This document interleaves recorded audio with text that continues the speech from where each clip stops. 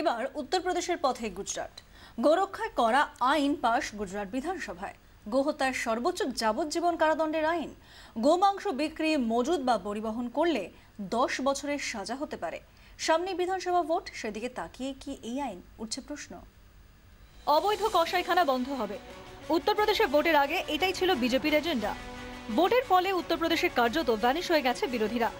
কথা রেখেছেন যোগী আদিত্যনাথও। এবার গুজরাট। গোরক্ষায় কঠোর আইন পাশ করল গুজরাটের বিজেপি সরকার। একাধিক সংশোধনী আনা হলো রাজ্যের পশু রক্ষা আইনে। নতুন আইনে গোহত্যায় 10 বছর থেকে যাবজ্জীবন পর্যন্ত কারাবাস হতে পারে। গোমাংস বিক্রি, মজুদ বা পরিবহনে 7 থেকে 10 বছর পর্যন্ত সাজা হতে পারে। 2011-এ নরেন্দ্র মোদীর মুখ্যমন্ত্রী থাকার সময় গুজরাটে গোহত্যা নিষিদ্ধ হয়। 2011-র আইনে কারাদণ্ড ছাড়া দোষীদের 50,000 টাকা জরিমানার কথা ছিল। পুরনো আইনে এই অপরাধগুলিকে আদালত গ্রাহ্য বলা হয়েছিল। নতুন আইনে জামিন অযোগ্য অপরাধ হিসেবে অপরাধগুলিকে গণ্য করা হয়েছে। গোমাংস পরিবহনে ব্যবহার করা যানগুলি চিরকালের জন্য বাজেয়াপ্ত করার কথা রয়েছে নয়া আইনে।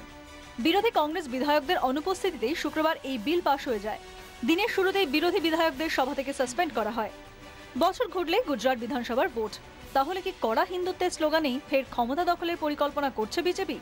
প্রশ্ন উঠছে, নির্বাচনের জয় নিয়ে বিজেপির আত্মবিশ্বাস যখন তুঙ্গে, তখন কেন গুজরাটে এত কড়া হিন্দুত্ববাদী অবস্থান?